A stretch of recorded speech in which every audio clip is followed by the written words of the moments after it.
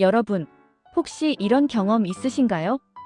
양치도 하고, 가글도 하고, 혀 클리너로 전투하듯 닦고 나왔는데, 마스크 속에서 갑자기 누가 내 입안에 냄새 폭탄 설치했나?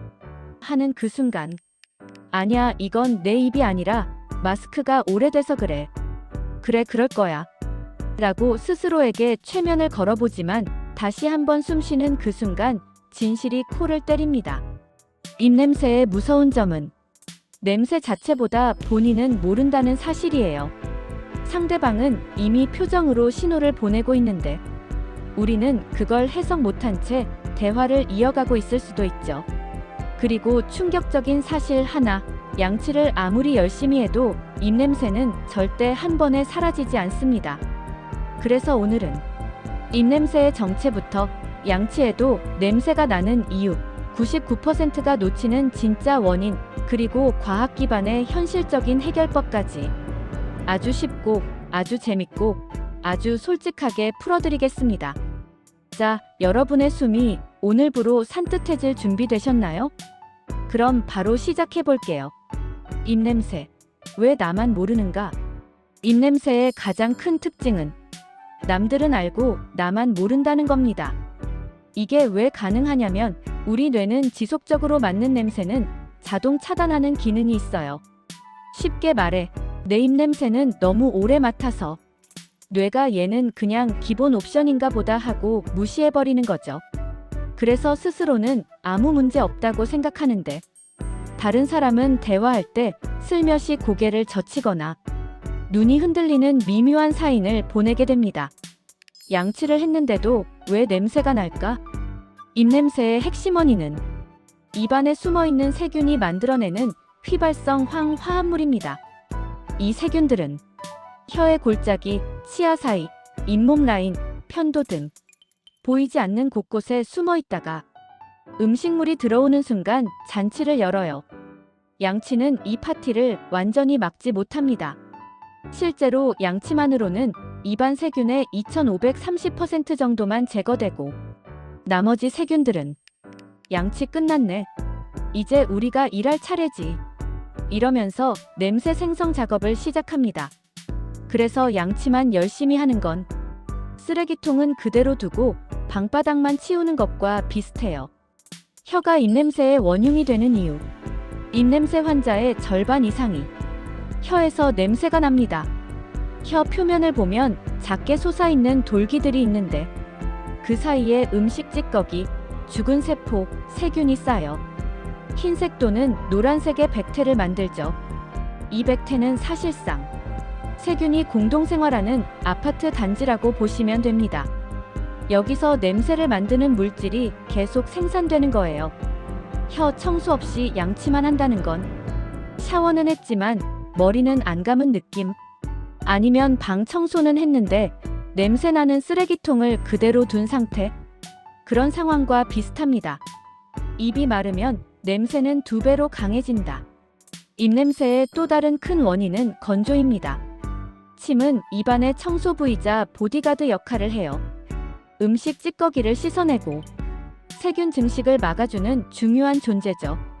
그런데 스트레스를 많이 받거나 물을 잘 안 마시거나 입으로 숨을 많이 쉬거나 나이가 들면서 침 분비가 줄어들면 입안이 건조해지고 세균이 엄청나게 늘어납니다. 침은 출근 안 했는데 세균만 풀근무하는 셈이죠. 비염 축농증이 있으면 입냄새가 심해진다. 코가 막히면 자연스럽게 입으로 호흡을 하게 되죠. 그러면 입안이 마르고 세균이 더 많아져 냄새가 강해집니다.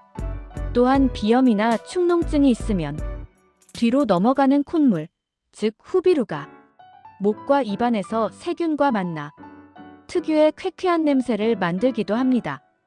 양치해도 입냄새가 사라지지 않는 분들, 혹시 코 건강에 문제가 있지는 않은지 꼭 체크해보세요. 편도 결석의 위력은 상상 이상. 편도에 생기는 하얀 알갱이 보신 적 있으신가요? 그게 바로 편도 결석인데 작고 가벼워 보이지만 냄새만큼은 거의 입냄새계의 핵폭탄 수준입니다. 세균, 음식물 잔여물, 단백질이 응집된 덩어리인데 냄새가 정말 독합니다.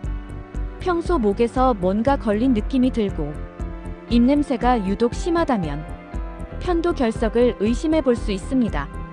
충치 잇몸병도 입냄새의 큰 원인. 충치가 있으면 세균이 그 속에서 계속 활동하면서 강한 냄새를 마구마구 만들어냅니다. 또한 잇몸병은 본인이 모르는 사이에 세균과 염증이 함께 진행되는 경우가 많아서 잇몸에서 나는 냄새가 입 전체로 퍼질 수 있어요. 양치 열심히 하는데도 냄새가 사라지지 않는다면 치아 잇몸 문제일 가능성도 매우 높습니다. 음식도 입냄새에 큰 영향을 미친다. 마늘, 양파 같은 강한 향의 음식뿐 아니라 커피, 술, 육류, 기름진 음식 등은 입을 쉽게 마르게 하고 입냄새를 오래 남기는 경향이 있습니다. 특히 커피는 건조산성 잔향까지 입냄새를 만들기 위한 완벽한 조합을 갖추고 있어요. 그래서 커피 마신 뒤 물 한 잔은 사실 선택이 아니라 필수입니다. 집에서 해보는 입냄새 자가 테스트.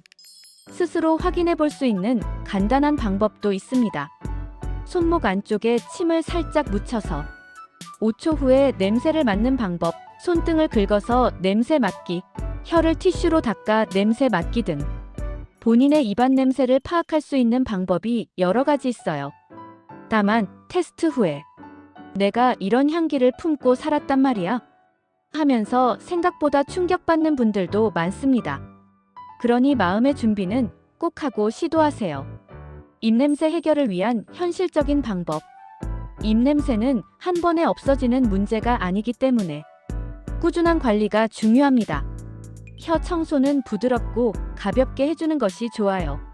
힘줘서 긁으면 상처가 나기 쉽고 오히려 세균이 더 달라붙기 쉬운 환경이 됩니다. 입이 마르지 않도록 물을 자주 마시고 침샘이 잘 작동할 수 있도록 껌을 씹거나 입안을 촉촉하게 유지해주는 것도 도움이 됩니다. 코 건강도 함께 관리해야 합니다. 비염이나 축농증이 있는 분들은 이것만 해결해도 입냄새가 절반 정도 줄어드는 경우가 많아요. 충치나 잇몸 상태도 체크해야 합니다. 세균이 번식하기 가장 쉬운 곳이라 정기적인 치과 검진은 필수입니다. 술, 커피, 담배는 입안을 마르게 하거나 잔향을 오래 남기는 대표적인 요소라 조절하거나 섭취 후 반드시 물을 함께 마시는 습관이 필요합니다. 그리고 가장 중요한 건 식후 3분 양치보다 하루 전체의 관리 루틴이 훨씬 중요하다는 겁니다. 양치, 혀 청소, 가글의 조합만 잘 유지해도 입냄새는 대부분 크게 줄어듭니다. 마무리 구독, 좋아요, 멘트 자연스럽게 포함. 입냄새는 누구에게나 생길 수 있는 흔한 문제지만 오늘 알려드린 방법만 꾸준히 실천하시면 정말 놀랄 만큼 숨이 편안해지고 사람과의 대화에서도 자신감이 훨씬 올라갈 거예요. 여러분의 하루가 더 산뜻해지길 바랄게요. 그리고 오늘 영상이 조금이라도 도움이 되셨다면 구독과 좋아요는 영상 제작에 큰 힘이 됩니다. 여러분의 작은 손길이 제게는 정말 큰 동력이 돼요. 그럼 다음 영상에서도 더 유익하고 재밌는 내용으로 찾아올게요. 오늘도 상쾌한 하루 보내세요.